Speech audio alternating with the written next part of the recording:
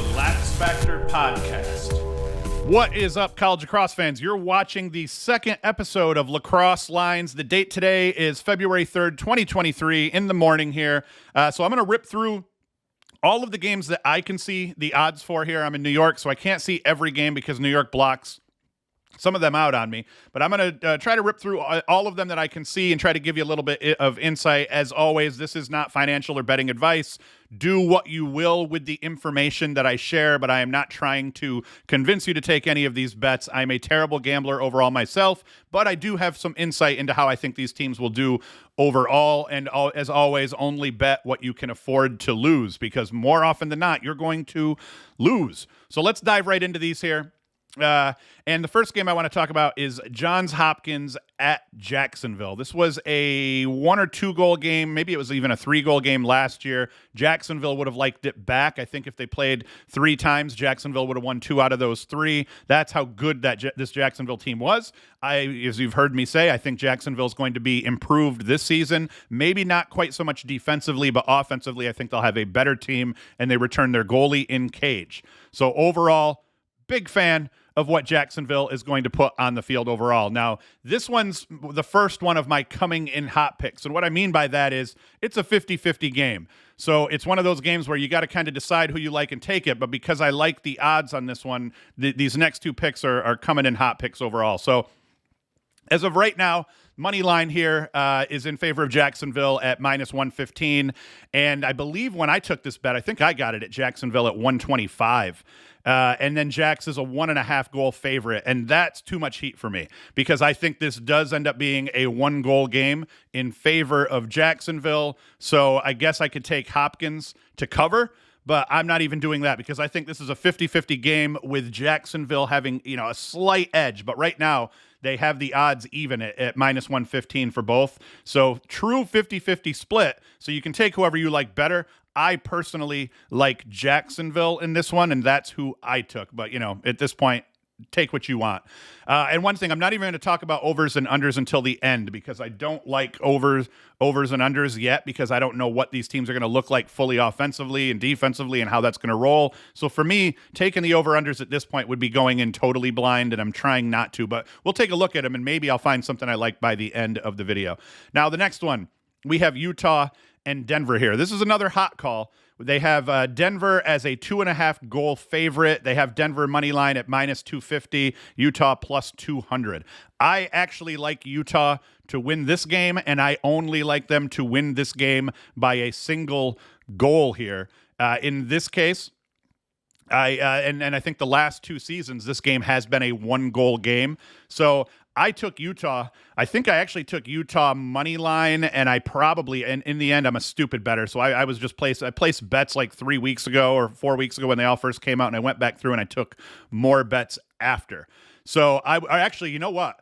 I was a dumb crap. I took Denver money line initially, I believe is what I did. Or I might have even taken Denver at minus 2.5. And I came back in yesterday, and I think I took Utah money line. Either way, and I actually took 1 unit at 2.5 for Denver like 3 or 4 weeks ago, and so I put a 3-unit bet on Utah because I do think they're going to win, and it wouldn't let me cancel my bet that I had already placed on Denver. This is how bad I am at gambling overall, and you're going to kind of watch me figure all this out during the season as we go on. But that's how stupid I am. As knee-jerk, before I did my research, I took Denver at minus 2.5, and then once I was completed my research, I took Utah at plus 200. So that's that one, but I really do think Utah has a very good chance to win. Why? Denver has lost all sorts of talent, and they weren't very good last year already, and I think Utah brings a lot back. They're going to be really pumped about this game. So I like Utah. Now, these are my pretty solid picks. And one of the things I think I've already said, I'm trying to stack wins. I'm not trying to do this in a way that's going to make me the most amount of money. I'm just trying to stack wins initially as we get a feel for the teams. So these are my pretty solid bets overall.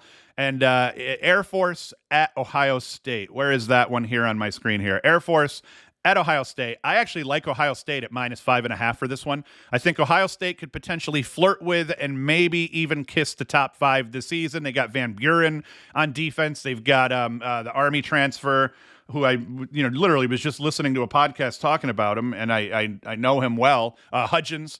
there as well. They got the LIU transfer, Richie LaCalandra, all added to Jack Myers and a veteran group coming back. So I am really high on Ohio State. I know Air Force has a lot coming back as well. Ohio State breaking in their new facility here, $25 million plus facility. I think that Ohio State's going to win this one by 6 goals or more. I actually think they might be able to win this one by 8 to 10 goals. I think Ohio State is a very good lacrosse team. Now the question comes down to, what do you want to take? This is a no-brainer. The money line set at minus 1,300 in favor of Ohio State here. So that one, not worth my time or whatnot. So I took Ohio State to cover the spread on this one. And I think that's a decent bet. I think that's a pretty solid bet that they're going to come out, even though spreads tend to be a little bit less pronounced first games of the season. I think Ohio State could potentially be that good. Not that Air Force is bad. This is really me just having a lot of confidence in the product that Ohio State's going to put on the field here this year. The next one, and this one's not a big one, Lafayette at Penn State. I like this game because Penn State was bad last year. I think they're actually going to be a lot better this year. I think between the transfer portal, adding a couple of guys, they got a couple of guys back from injury. This is actually a much more veteran team than they were last year with some actual talent on the roster. I think they're going to be better, 6 goals better than Lafayette. So this is another one here. Taking the money line's not worth the heat. The risk versus the reward. Even though Penn State's going to win, you're just getting paid pennies. I think that Penn State should be able to edge Lafayette by 6 goals or more. So I actually took Penn State to cover at a minus 5.5 on this one. The next one, Richmond at Maryland. Where is that on here? We're looking at Richmond and Maryland right here. This one should probably be more of a I'm not touching it, which is going to be the last segment. But the one thing I like about this game is that these teams have traditionally played to a reasonable score, and Maryland has a lot of offensive question marks that need some answering, and they're going to have to figure things out in their flow on offense a little bit. So they're going to have to do that on the fly to a degree in their first game. Now, I may eat shit on this one because Maryland would have beat up Richmond last year. Richmond and Maryland both lost a lot of talent. So Richmond may not have closed that gap between themselves and Maryland all that much, even though Richmond is always good. So that's my one worry with this one. I took Richmond at plus 7.5 because I do think that it's going to be a 7 goal. I figured what do I think a reasonable score by the end of this game will be? And I was thinking 17-10. That doesn't sound that bad. 17-10 in favor of Maryland. That sounds pretty reasonable. It's still winning considerably and would prove that Maryland's a lot better than Richmond, but not I don't think they're 8 goals necessarily better than Richmond. So I took Richmond at plus 7.5 here. Once again, money line completely worthless. And who knows, how those odds shake out.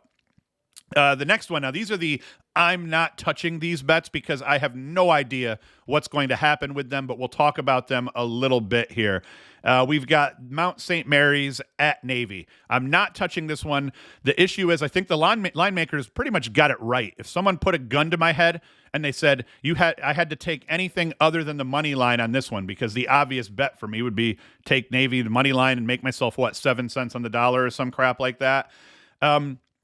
I think I'd take Navy to cover at minus 6.5. They're the 6.5 point favorite. I think, hey, Navy could probably beat Mount St. Mary's by 7 goals. Now, why I don't want to touch this one, even if Navy was just absolutely killer and ends up being a top 10 team, they may not still beat Mount St. Mary's by 7 goals or more in this game. That's what worries me. Navy's not a team that traditionally runs the score up.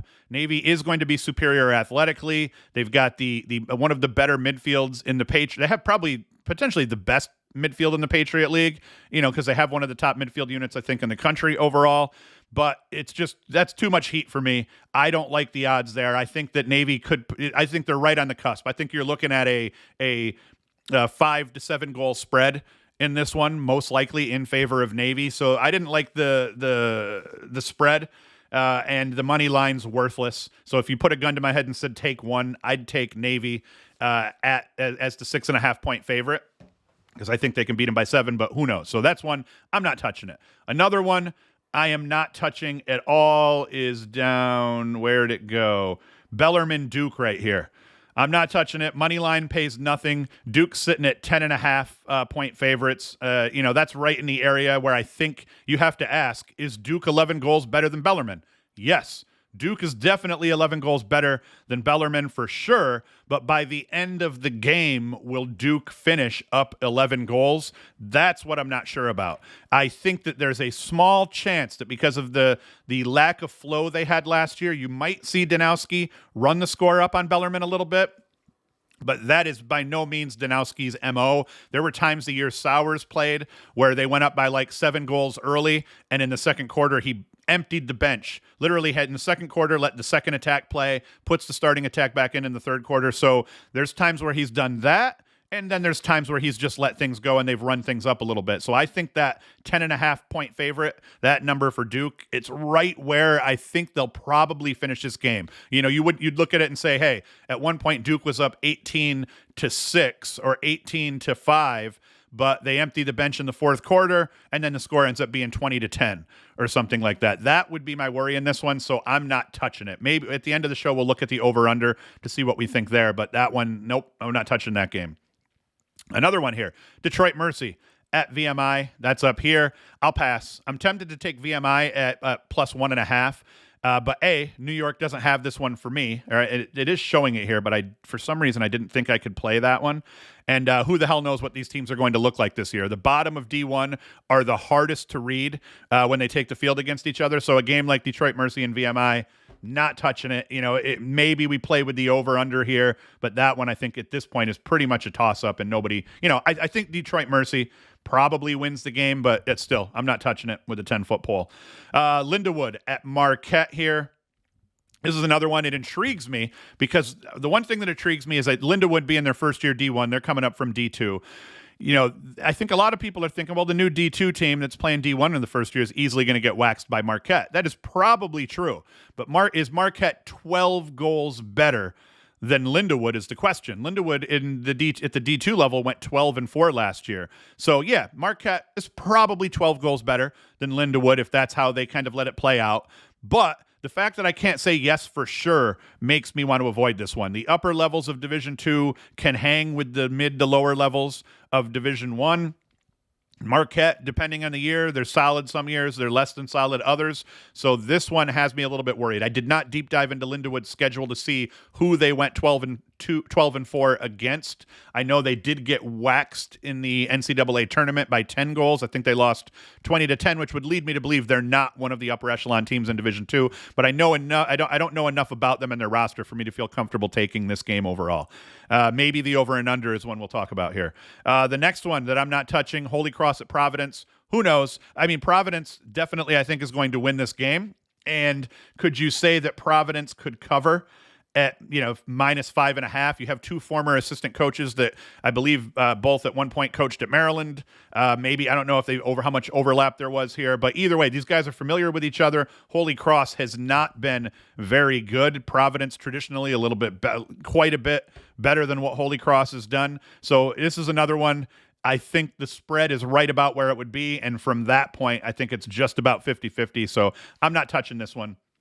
And the money line, you could if you just didn't mind making pennies on the dollar, I'd take Providence money line on Providence at -935. It'll pay something. So if you're just trying to stack wins, giddy up, maybe I'll take this bet after just so I can once again stack wins, and I'll take 38 cents on the dollar.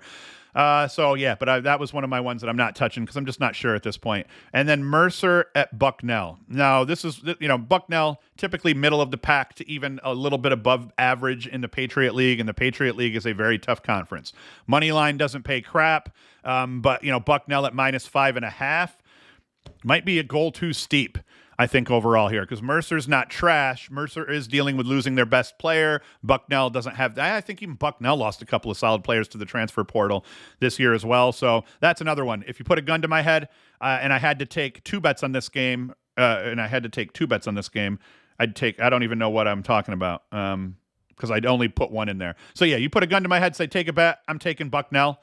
And if I couldn't take the money line again, I said I'm taking Bucknell as the 5.5 point favorite, but but that's a little bit too much heat for me, and I'm not touching that one either. So that is it. Those are the games. Like I said, Syracuse, I think they in the show last night, they may have said Syracuse was a 2.5-point favorite over Vermont. That's easy money to me. I think Cuse is going to win by way over 2.5 goals. I think I even said I wouldn't be surprised to see Syracuse win by 7, 10 goals, maybe even more. So for that, I'd take it if that was in fact the spread. But that's it, man. I think I may mess around tomorrow morning and hop on a Twitter Spaces right around, say, 10 o'clock in the morning or so, as everyone's kind of gearing up and getting ready to watch games for the day. So I may do that. We'll see how that rolls. But everybody, as I said, do not take bets based on what I've just told you. This is just me thinking out loud. If you're going to take bets, do not bet more than what you can afford to lose. That is always important here. I deal with that in crypto all the time because I just lose money in crypto all the time. So that's it. Come back Sunday. First show will be on Sunday morning. Probably have it out by about 9 a.m. or so. And that'll be the full recap of all the games that are being played on Saturday. We'll even maybe touch on a couple of D2 games that were played between Wednesday and today. So thank you for watching. Thank you for listening. And I'll be back next Friday to rip through these again. And I'll get a better flow and maybe even have some graphics and stuff like that to deal with by then. But I'm just trying to put out some content, rambling about lacrosse so you guys have more info to go off of, because a lot of podcasts are just doing interviews. They're not talking this deeply about lacrosse. So that's all I do. All I'm going to do is talk about lacrosse teams, lacrosse players, lacrosse results, lacrosse betting. I will do nothing but talk about lacrosse. You'll rarely hear anything about my life outside of maybe I'll get some COVID or, I had Lyme disease one year. We talked about that. So, that's it. I'm not going to bore you with details about my life. We are going to do nothing but talk about lacrosse on this podcast. So thank you for watching. Thank you for listening. Come back Saturday morning, 9 a.m. We'll have the full recap show done. Highlights, deep dive into stats of every game, what happened, and what we think is going to happen next week, and all that shit here come Sunday morning by 9 a.m. Thank you for watching. Thank you for listening, and Hoost is out. The Lax Factor Podcast.